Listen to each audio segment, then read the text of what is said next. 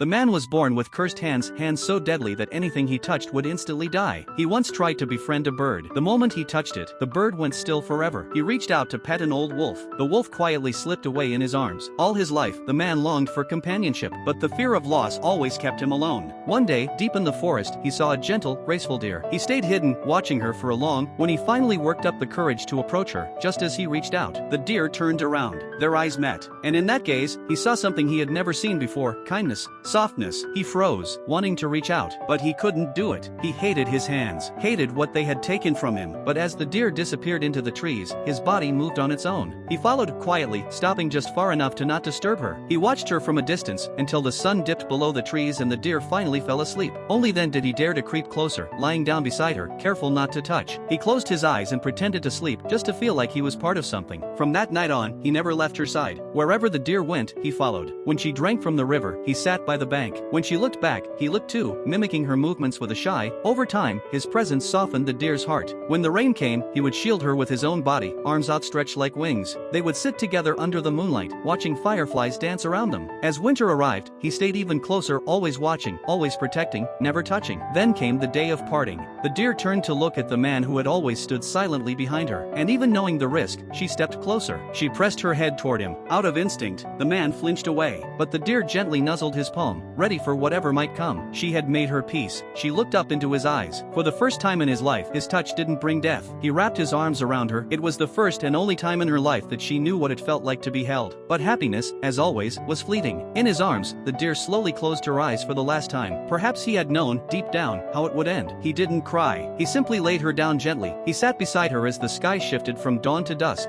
And when the stars finally came out, he stood, turned, and quietly walked away, never to return to that forest again.